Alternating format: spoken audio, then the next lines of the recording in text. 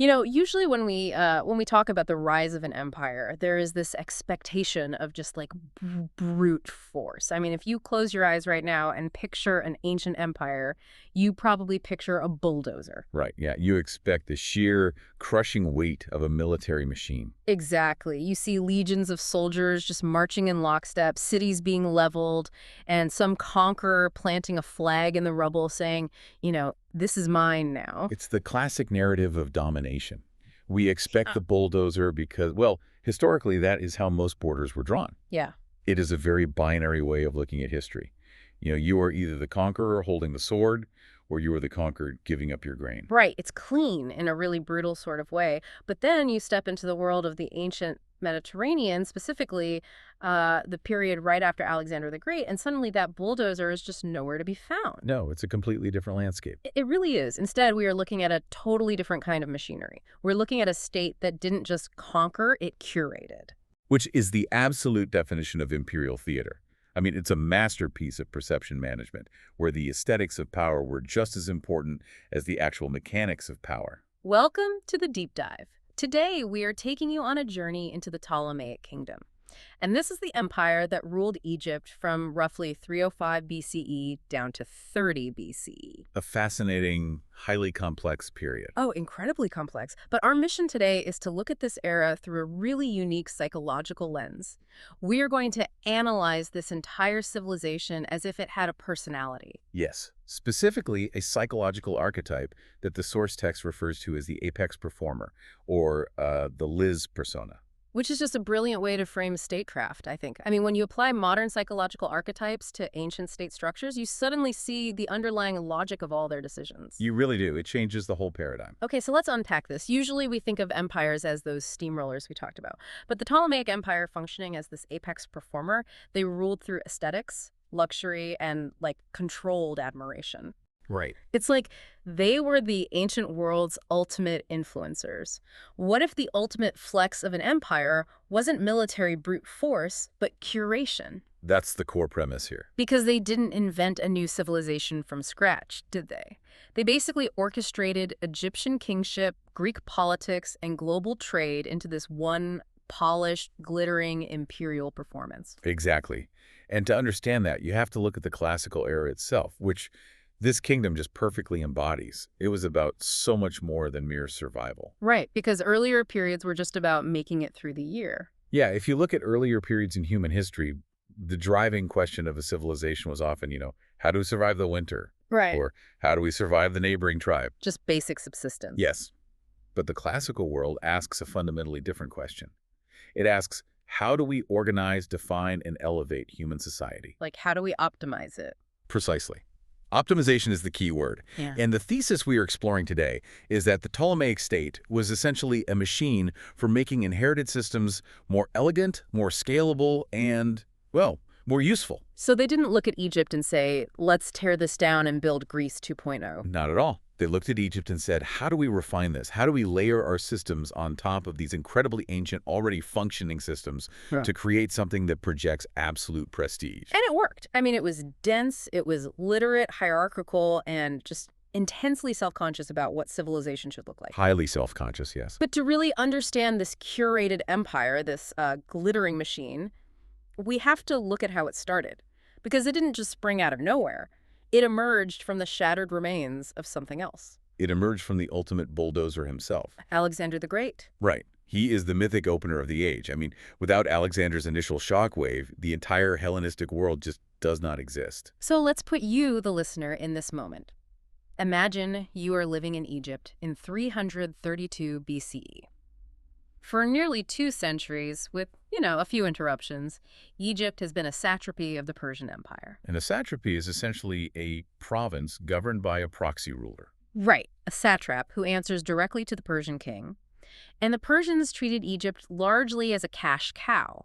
They extracted massive amounts of wealth, and crucially, they frequently disrespected traditional Egyptian religion. Which is always always a fatal mistake in antiquity. Oh, I absolutely. mean, you can tax a population into poverty, but the moment you disrespect their gods, you invite just unmanageable rebellion. Exactly. So when Alexander the Great sweeps into Egypt, he doesn't have to burn it to the ground. The Egyptians actually welcome him. They throw the doors open for him. Yeah, they view him as a liberator from Persian rule.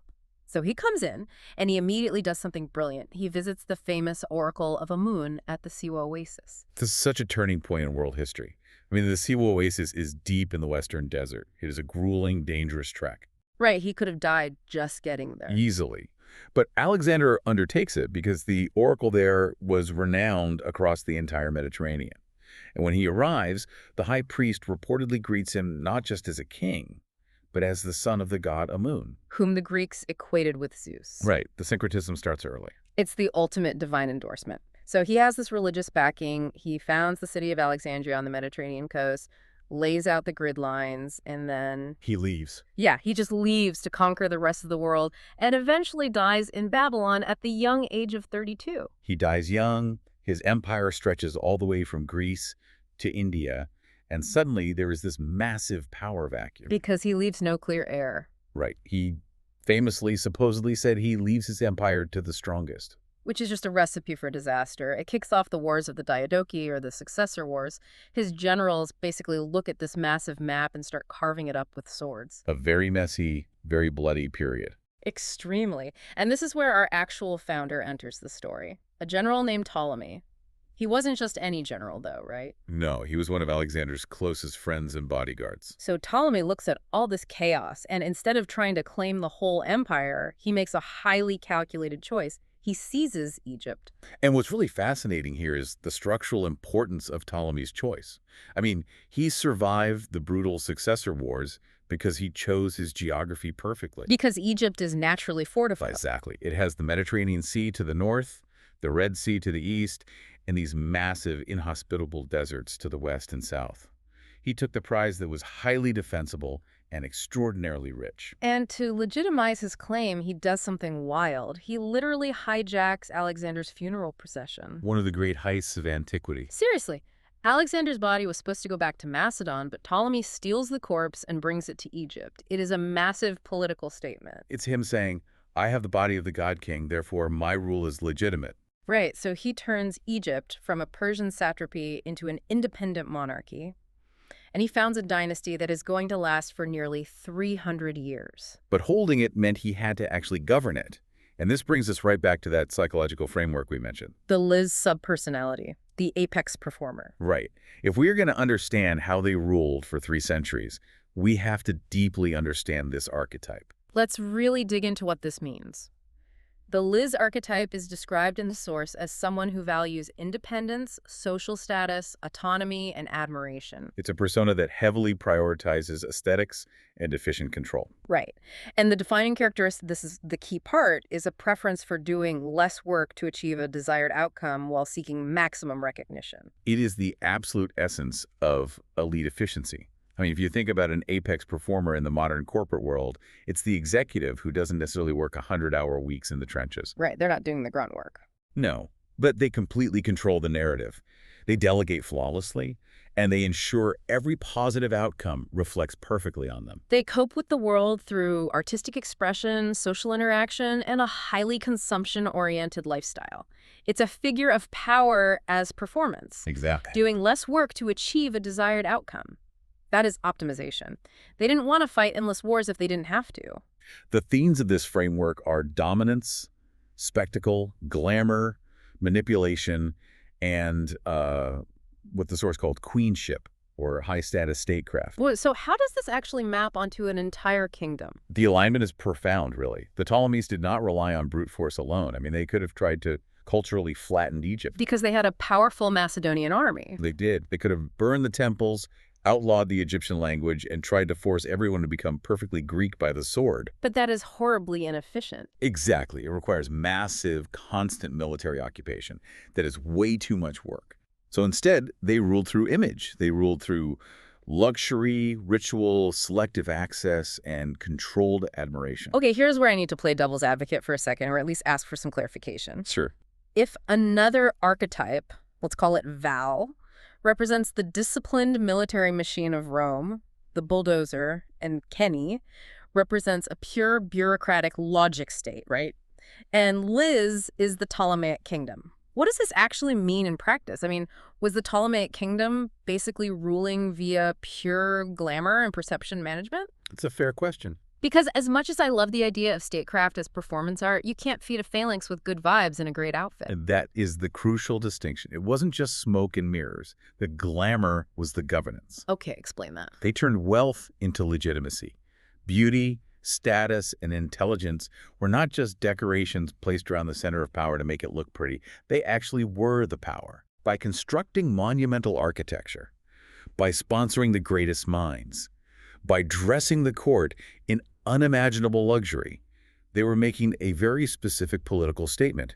We are the undisputed center of the world. So obeying them isn't just legally required, it's aesthetically undeniable. Precisely. It becomes intellectually undeniable. Let me make sure I'm wrapping my head around this. It's like they realize that if you make power look beautiful and inevitable, people are physically less likely to fight it. Yes. You are manipulating perception so effectively that reality just conforms to it. So if I am an Egyptian farmer and I see a temple that is so massively wealthy and complex, my brain just defaults to, well, the gods must favor them. Exactly. The apex performer prefers achieving outcomes with minimal wasted effort. In imperial terms, rather than destroying the existing Egyptian systems, the Ptolemies simply sat on top of them. And just redirected the flow. Right, they redirected the flow of resources and reverence toward themselves. Why destroy the Egyptian priesthood when you can fund it, co-opt it, and have the priest tell the charmers to pay their taxes to you? It is a highly managed, intensely glittering imperial order. It is brilliant. It really is. But it also raises a massive logistical problem. If power is a performance, who exactly is the audience? The audience prop. Because you've got this tiny sliver of Greek and Macedonian elites running the show up in Alexandria, and then you have millions of native Egyptians living along the Nile who have their own ancient, deeply ingrained culture. And that was the defining challenge of the Ptolemaic state. But their solution was masterful. They didn't try to force a single performance on everyone. They played to two different crowds. Completely different crowds at the exact same time. Dual legitimacy. This is the part of the deep dive that really hooked me. Usually you think a ruler has to pick a lane. You either assimilate to the local culture or you force the local culture to assimilate to you. Right, the typical imperial binary. But the Ptolemies mastered two distinct political languages without ever truly choosing between them. Yes. To the Greek-speaking elite, to the merchants, the scholars, the mercenaries who formed their military and administrative backbone, the Ptolemies presented themselves as traditional Hellenistic kings. So they spoke Greek, patronized Greek philosophy. Built gymnasiums, wore the traditional Macedonian diadem, and operated completely within the framework of Greek political culture. But if they had only done that, the massive Egyptian population would have seen them purely as foreign occupiers. And foreign occupiers eventually get overthrown. It's just a matter of time. Precisely. So to the Egyptian population, they presented themselves as traditional, sacred pharaohs. They didn't abolish the old sacred traditions at all. Yeah. They entered Egypt's ancient sacred order. And they went all in. I mean, they literally had themselves carved into the ancient temple walls in the traditional pharaonic style. It's remarkable to see. Yeah, if you look at the reliefs from this period, you don't see a Macedonian general in Greek armor. You see the Ptolemaic king wearing the double crown of Upper and Lower Egypt, Wearing the traditional kilt. offering sacrifices to the Egyptian gods. They supported the cults of Osiris, Isis, and Horus. It was a very complete performance. I think of it like a modern pop star who can seamlessly release a country album and a hip-hop album in the exact same year, and both audiences completely buy in. That's a great analogy. They aren't faking it, they are just fluent in multiple languages of power. And we have to be clear here. This wasn't just lip service. They understood that religion was not separate from governance in the ancient world. It was the same thing. It was one of governance's sharpest tools. They funded massive temple complexes at Edfu, Philae, and Dendera because the temples were the true economic hubs of the countryside. Wait, the temples were economic hubs? Oh, absolutely. The temples owned vast tracts of land, they employed thousands of workers, and they held massive influence over the local populations. So by patronizing the temples, the Ptolemies were essentially buying the loyalty of the Egyptian priesthood. Yes, which in turn kept the countryside governable. Governable being the key word, they are organizing difference, not erasing it. It's exactly. And the ultimate example of this religious political art is the creation of a brand new god, Serapis. Yes, Serapis is one of the most fascinating case studies in ancient history of managing difference. The state literally engineered and promoted a new religious figure. A theological blending. Yes, of theological and aesthetic blending. But how exactly do you engineer a god? It sounds like a marketing campaign. In many ways it was. They took aspects of deeply revered Egyptian gods, specifically Osiris, the god of the underworld, and Apis, the sacred bull of Memphis. So you get the Serapis cult. Right. But then they gave this deity a distinctly Greek visual form. Statues of Serapis look like Zeus or Hades. So he's like a bearded, patriarchal Greek god. Yes, often wearing a grain measure on his head to symbolize abundance. It was designed to be legible to both cultures simultaneously. So a Greek merchant in Alexandria could pray to Serapis and see Zeus, while an Egyptian priest could look at the exact same deity and see Osiris. Exactly. They manufactured a god to act as a cultural bridge. They did. Because the state's survival depended on making difference manageable. They couldn't erase the deep linguistic and cultural divide between Greeks and Egyptians. It was too wide. Too wide, yes. But they could create spaces and symbols where those differences overlap. Religion, in Ptolemaic hands, became political aesthetics with divine backing. It is the ultimate expression of that apex performer trait, shaping perception to control reality. Completely. And speaking of shaping perception, we cannot talk about the Ptolemaic theater of power without talking about Arsinoe II. No, we cannot. Because if Ptolemy I founded the state, it was Ptolemy II Philadelphus and his sister wife, Arsinoe II, who truly perfected this theatrical monarchy. Arsinoe II is arguably one of the most important figures of the entire Hellenistic world. We must recognize that she wasn't just adjacent to power. She actively designed the architecture of power. Yes, she was a true architect of the regime. Her life story is just wild. She was the daughter of Ptolemy I. She gets married off to King Lysimachus of Thrace to seal an alliance. Standard dynastic practice. Right, but then he dies in battle. So she marries her half-brother, Ptolemy Carunas, who immediately murders her children from her first marriage to eliminate rivals. A brutal reality of royal life back then. So she flees back to Egypt, and what does she do? She marries her full brother, Ptolemy II. Now, the sibling marriage is something that shocks the modern conscience, and frankly, it shocked the Greek world at the time, too. It was deeply taboo for Greeks, wasn't it? Deeply taboo. It caused a massive scandal. But it was an established tradition for the ancient Egyptian pharaohs, rooted in the myth of Osiris and Isis, who were brother and sister. So by marrying her brother, she is simultaneously leaning into Egyptian tradition to legitimize their rule to the locals. Yes. While also closing the circle of power so no outside families can get a claim to the throne. Exactly. It's a dual-purpose move. Yeah. But her real genius was in how she shaped the ideology of the court. Her partnership with Ptolemy II became a defining dynastic feature. They were presented effectively as co-rulers. She wasn't just a consort. She was a sovereign. They created the cult of the Theoi Adelphoi, the sibling gods. They literally declared themselves divine while they were still alive. She intensified the kingdom's symbolic monarchy. She proved that the Ptolemaic monarchy wasn't just military and fiscal, it was deeply theatrical, ceremonial, and dynastic. She expanded what queenship could mean by crafting a royal image that equated sovereignty with charisma. Sovereignty as charisma. That is the Liz archetype distilled into a single phrase. You don't just obey the crown because it has a phalanx of spearmen. You obey it because it is dazzling, divine, and inevitable. And very, very expensive. Unimaginably expensive. You can't fund an empire of this scale with massive temple construction, endless religious festivals, a court dripping in gold, and global trade networks just on charisma. No, you need hard currency. So let's look under the hood. How did the apex performer actually pay the bills? To understand the economic engine of this empire, we have to look at the geography.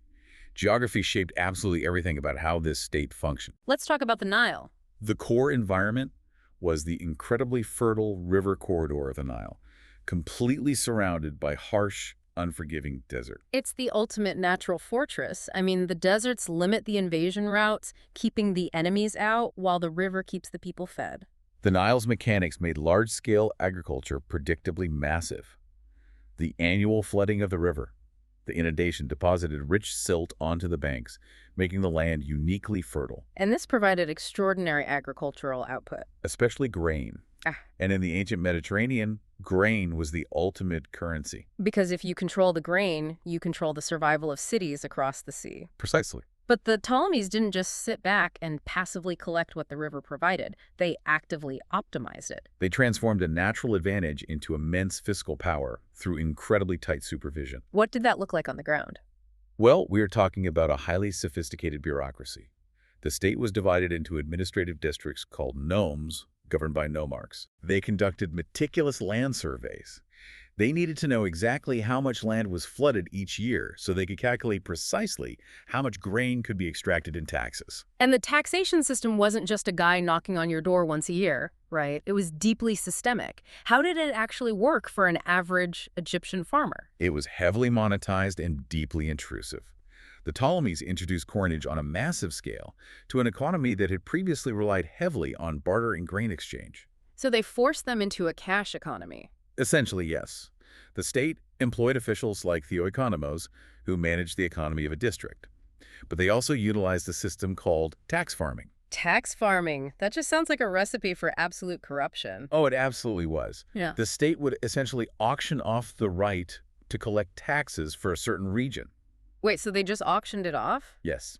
Wealthy individuals would pay the state a lump sum up front, and then it was their job to extract that money, plus a profit from the farmers. Oh, wow. So there's an incredible incentive to just squeeze the farmers dry. It created a highly pressurized environment where the farmer at the bottom bore the entire weight of the system. So they optimized the extraction of wealth. But they didn't just extract, they even expanded the usable land, right? Like the Fayum project? Yes, the Fayum Oasis. Under Ptolemy II, they undertook a massive engineering project to drain the marshes of the Fayum Basin, creating thousands of acres of new, highly productive agricultural land. They essentially engineered new territory without having to conquer it militarily. It's pure optimization. And it wasn't a free market either. The state had a tight grip on the economy. They ran massive state monopolies on essential goods. Like if you wanted to produce or sell oil or papyrus, you had to deal with the state. The state profits first. Always. It was a kingdom that understood money, goods, and logistics as direct instruments of sovereignty. It wasn't laissez-faire at all. It was a highly refined system of economic control. Their ideal form of civilization was wealth made visible, taxable, and useful. Precisely. And all of that wealth, all of that grain and tax revenue flowed out of the countryside and concentrated in one specific place, the global hinge. The city of Alexandria. Let's talk about Alexandria because it was a masterpiece of strategic urban planning, wasn't it? Its location was perfect. It wasn't deep in the Egyptian interior like the old capital of Memphis. It was on the Mediterranean coast, sitting on a strip of land between the sea and Lake Mareotis. Which meant it could seamlessly connect the river traffic coming down the Nile via the lake right into the seaports for global export. It was a logistical dream, and it was protected offshore by the island of Pharos, which they connected to the mainland by a massive causeway called the Heptastadion. Creating two massive natural harbors. Exactly. And on that island, they built the famous lighthouse of Alexandria, the Pharos, one of the wonders of the ancient world. A true marvel. Let's talk about the logistics of this, because it wasn't just a pretty tower. It was a massive aesthetic and practical flex. It's like them saying, we control the light, we control the sea. Functionally, the Mediterranean coast of Egypt is dangerously flat and lacks natural landmarks. So ships would just crash. Or get hopelessly lost. Meh. The lighthouse, standing well over 300 feet tall, with a massive fire burning at the top, reflecting off polished bronze mirrors, allowed ships to navigate safely into the harbor day and night. It was a technological marvel that fueled their maritime supremacy. And because of it, Alexandria became one of the great commercial crossroads of the ancient world. The trade networks were just staggering. Alexandria linked the Nile interior to the Eastern Mediterranean, the Aegean world, the Near Eastern markets. And even down the Red Sea routes, reaching toward Arabia, East Africa, and India. They imported elephants, spices, and silk, and exported grain, papyrus, and glass. They were at the center of a global web. They mastered the strategic concentration of wealth. But what truly elevated Alexandria, what truly cemented the apex performer status, was what they did with that concentrated wealth. And here's where it gets really interesting to me. Because you think of rich ancient empires, and you picture them hoarding gold in vaults or building increasingly massive armies. But the Ptolemies, they hoarded civilization. They engaged in cultural curation on a scale the world had literally never seen before. They built the Library of Alexandria and the Moutian. And we need to clarify what these actually were, because they weren't just big public libraries where anyone could check out a scroll. No, not at all. The Moutian, which literally means the Institution of the Muses, was essentially an elite research institute funded entirely by the royal treasury. And the library was attached to it. Yes, the scholars who worked there were given free room and board, massive salaries, and exemption from taxes. Just to think. All so they could do one thing: think. It is state-sponsored intellectualism. And they were obsessive about collecting texts. Fanatical, really. There are stories that any ship that docked in Alexandria had to surrender any books or scrolls on board. Yes, the ship's library policy. The library scribes would copy them, keep the originals, and give the copies back to the ship owners. It's intellectual piracy. They were determined to possess the definitive versions of every major work of literature, philosophy, and science. And by doing this, by sponsoring a world where scholars compared texts, languages, sciences, and religions, the Ptolemies were making a profound political statement. They were proclaiming that they were not merely rulers of land, they were the rulers of human knowledge. They funded scholars to pursue a huge range of sciences. You have philology, which is essentially the study of language in written historical sources. Right. The scholars at Alexandria practically invented modern literary criticism by trying to establish the definitive standardized texts of Homer's Iliad and Odyssey from hundreds of conflicting versions. They also brought in the greatest mathematical and scientific minds. Euclid lived in Alexandria under Ptolemy I and systematized mathematical order in his work, The Elements. Which remained the standard textbook for geometry for, over 2,000 years? Easily. And then there's Eratosthenes. I mean, this is my favorite example of Ptolemaic science. Oh, it's brilliant. He was the chief librarian under Ptolemy III. And he didn't just read books, he literally calculated the circumference of the Earth. The methodology is astonishing. So, okay, let me explain this and tell me if I'm getting it right.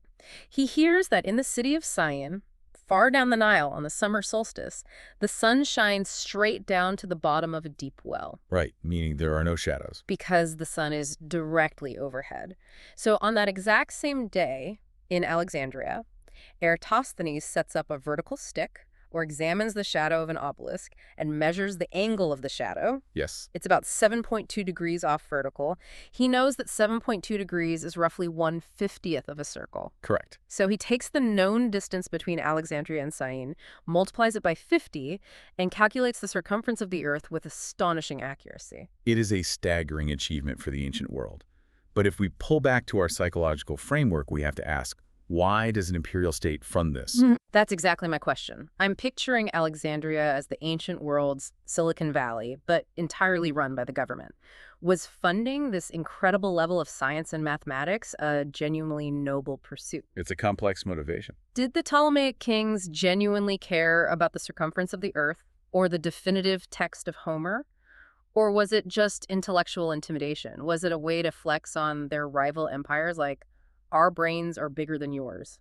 It is largely the latter, though it obviously produced noble results. Yeah. The cultural model was polished, comparative, and metropolitan. It was about using intellectual prestige as a form of imperial truth. Soft power. Exactly. If your city is the place where the shape of the world is calculated, where the definitive texts of the Greek identity are preserved, you possess a form of soft power that an army cannot defeat. You have mastered the physical world intellectually. Which is the ultimate Liz archetype flex. You control reality without having to physically conquer it. It's scalable knowledge. They recognize that military victories are temporary, but institutionalized knowledge is permanent. The Ptolemaic achievement was not primarily breakthrough invention, though that clearly happened. It was refinement. They polished old systems, old math, old literature, until they became instruments of imperial elegance. It's so intoxicating. You hear about the lighthouse, the library, the endless wealth, the sheer intellect. It sounds like a perfect utopia. But it wasn't. Right, because then you remember that every utopia is built on someone's back. Up in Alexandria, scholars are literally mapping the globe. The court is dripping in lapis lazuli. Yes. But step outside the capital, step off the marble streets, and the reality of this perfected civilization looks very, very different. We absolutely have to address the structural realities of this society. This was not a unified society in the modern democratic sense. It was heavily stratified. It was an empire of stacked realities. Imagine the disparity here. You have this glittering Greek and Alexandrian elite world. They are living near power. They speak Greek. They're deeply engaged in global maritime trade. They attend the theater. They debate philosophy in the gymnasiums. They are true global citizens of the Hellenistic age. But then you have the Egyptian rural world, the demographic and productive base of the entire kingdom. The people who are actually keeping the empire alive, Yes. they speak Demotic, the everyday script of the ancient Egyptian language. They aren't debating Homer. They are tied to the unforgiving cycle of the Nile floods. They're doing the grueling, heavy agricultural labor in the crushing heat. And they are bearing this massive burden of taxation, the tax farmers we mentioned earlier, to pay for all that glamour and scholarship up in Alexandria. The ethical tension is undeniable to a modern observer. This is a kingdom that celebrates order, prosperity, and intellectual brilliance, but it rests entirely on severe social inequality, extraction, and exclusion. Citizenship, legal rights, and economic privileges were strictly stratified based on ethnic and cultural lines. But I want to make sure we don't fall into the trap of imposing modern moralizing on an ancient system. The state wasn't trying to create equality and failing. Right. It was actively organizing inequality. Classical perfection here meant governable hierarchy. That is the essential concept, governable hierarchy. The system endured for nearly 3 centuries, not because it was fair, but because it successfully integrated elites from various communities. It managed diversity through administrative coordination and legal pluralism. Right, they actually had different legal systems operating at the exact same time. They did. Greeks were judged by Greek law, Egyptians by traditional Egyptian law, and the large Jewish community in Alexandria had their own legal frameworks. So they didn't force everyone into one legal box. The state allowed these overlapping systems to exist because forcing everyone into one box was just too much friction. But make no mistake, the hierarchy of who held ultimate power and wealth was absolute. It forces you to ask, what does greatness cost? Who pays for the civilization? But it wasn't just tension between the top and the bottom. The top itself, the royal family, was an absolute mess. The internal instability of the Ptolemaic dynasty is legendary. We talked about how they married their siblings to keep power consolidated. Well, when power is completely locked within one family, any political disagreement turns into a deadly family feud. The royal court was notoriously unstable. You have constant sibling rivalries, you have assassinations, you have endless palace coups. Because the state is the family and the family is the state, if you want to change policies, you often have to kill a relative. It was a very dangerous place to live. Let me give you a specific, vivid example of just how toxic this got.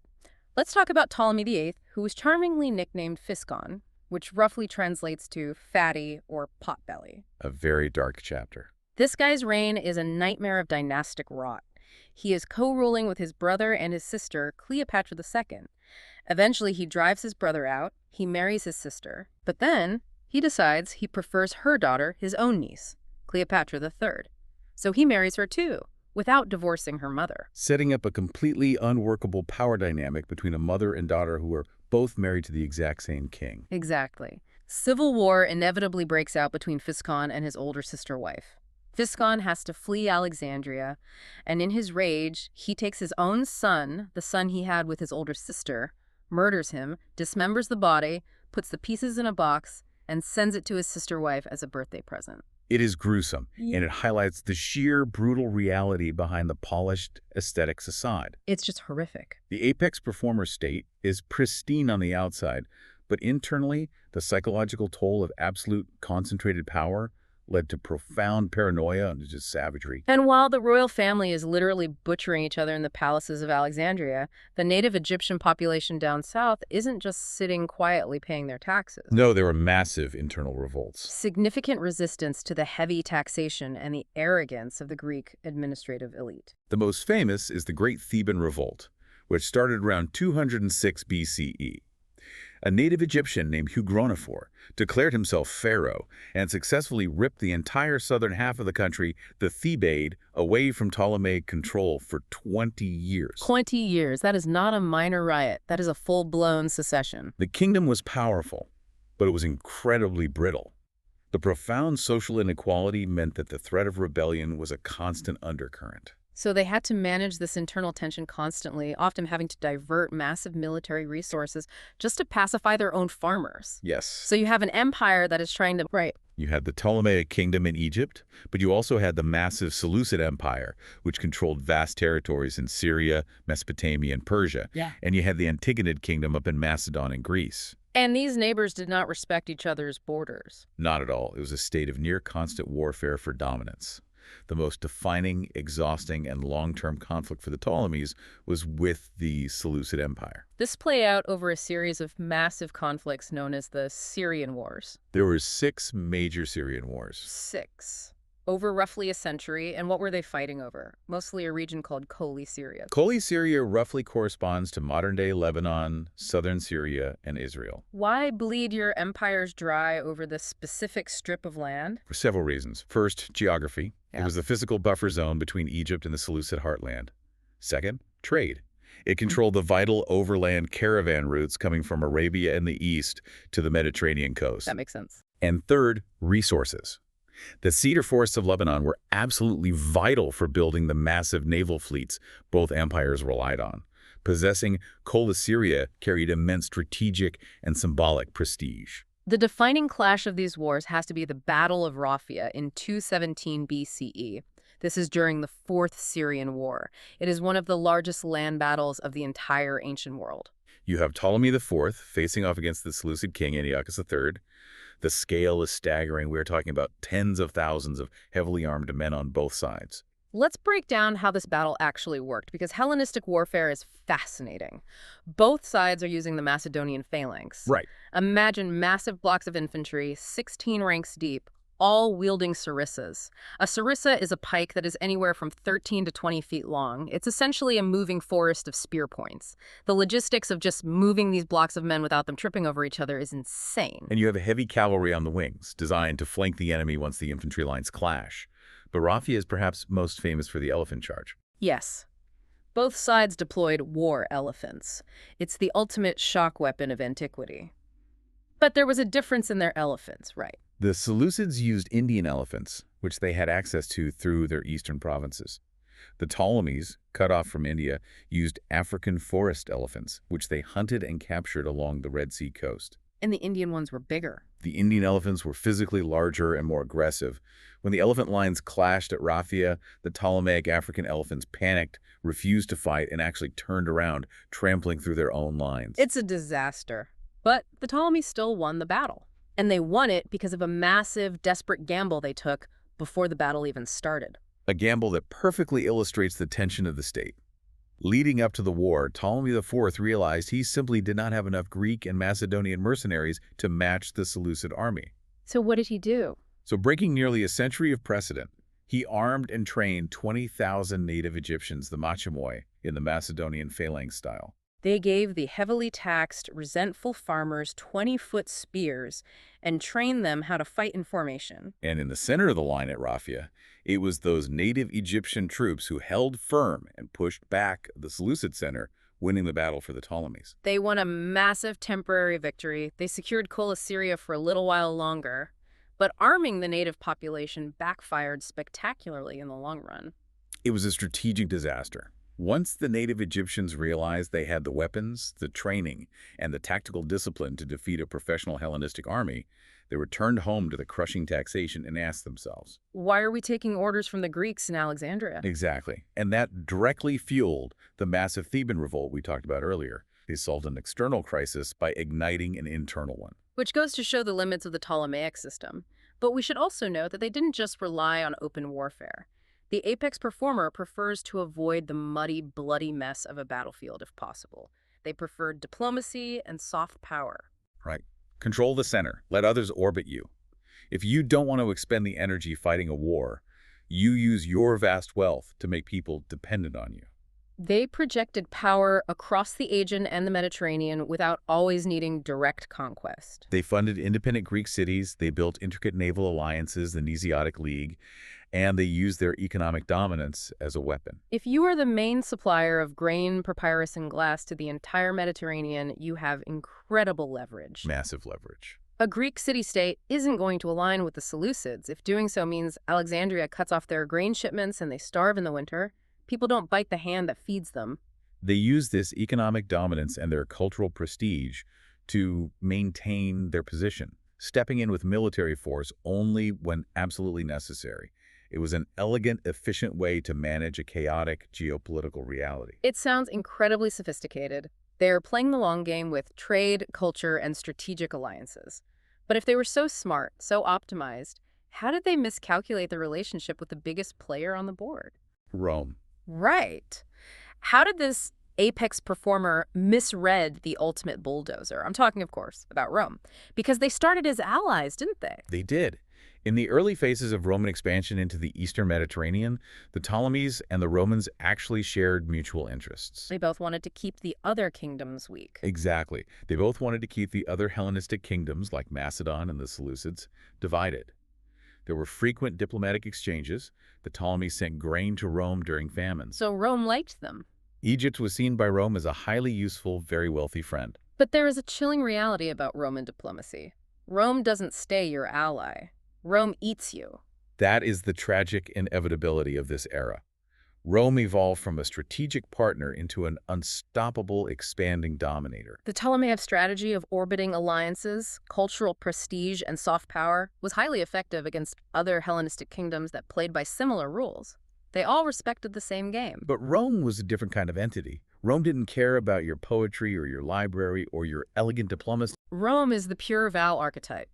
Discipline, territorial integration, infinite manpower, and absolute domination. Exactly.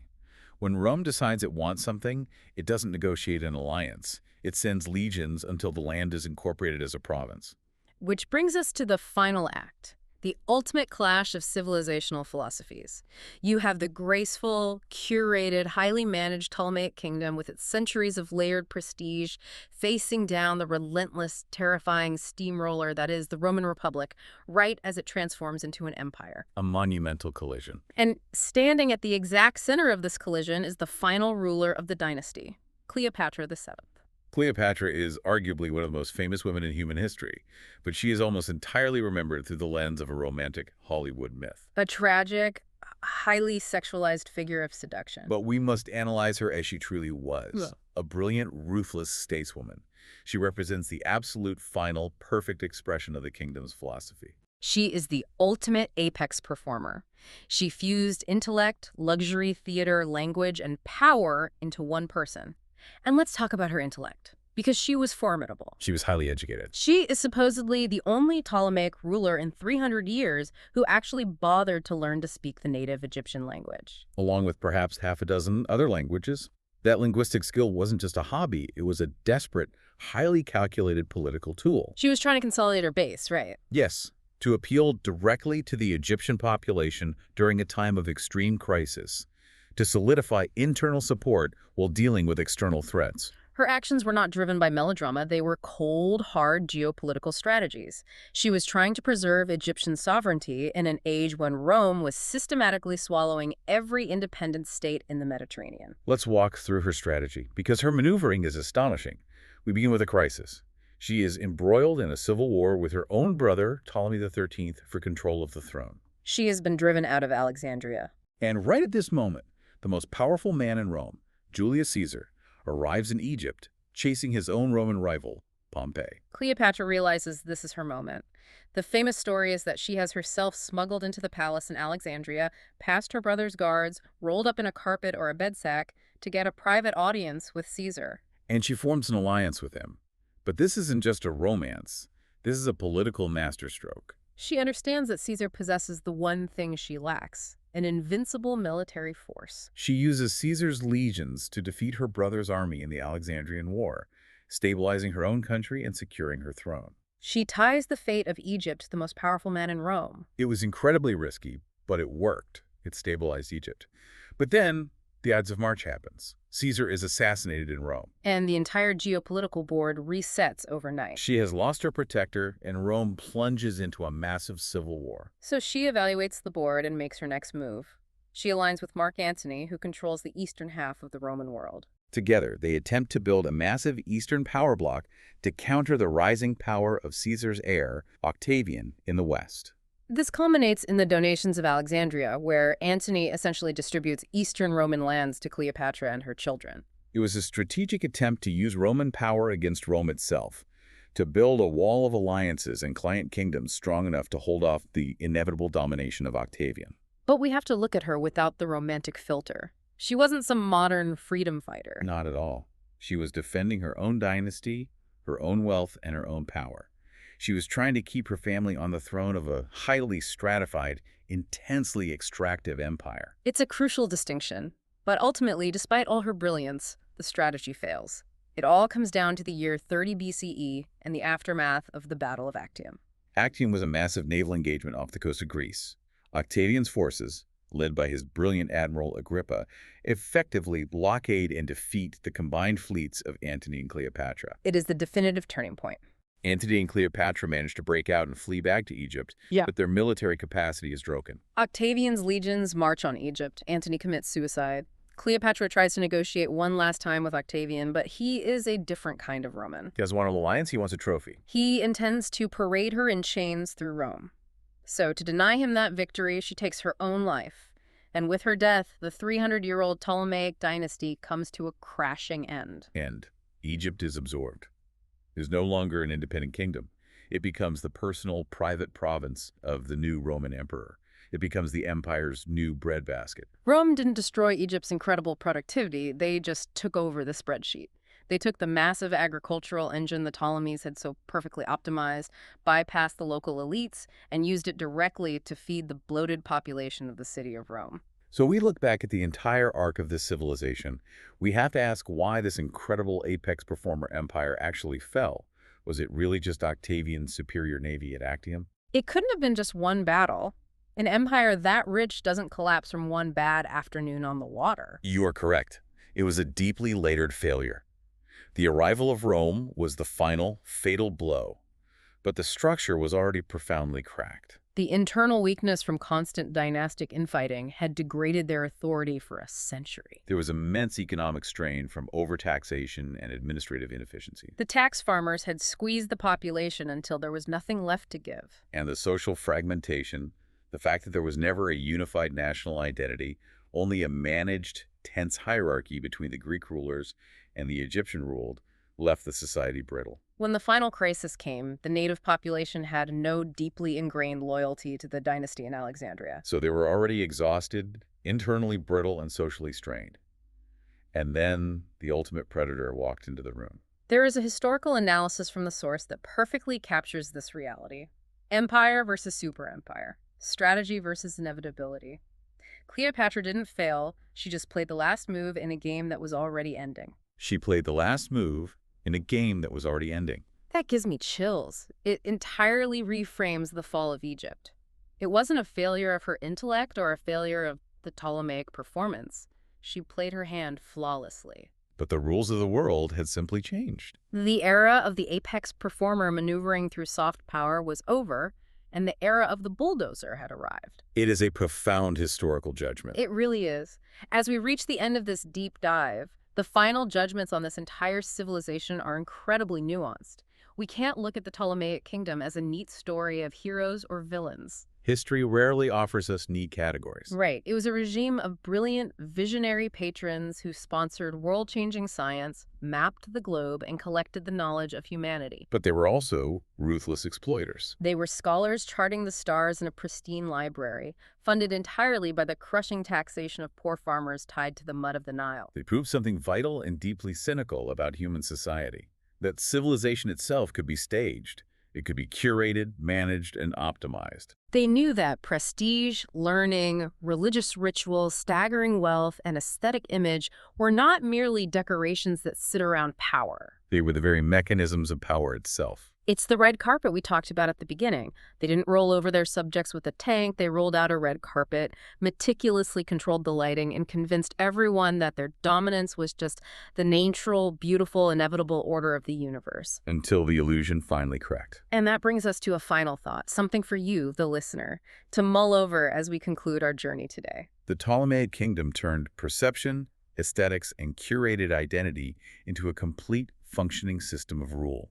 It was a highly managed image masking deep internal fragilities. Yeah. As you look at our modern world today, with its carefully constructed digital personas, global influencers who shape financial markets with a single post, and tech corporations that sell entire lifestyles and ecosystems rather than just products, ask yourself, are we all just building our own miniature Ptolemaic kingdoms today?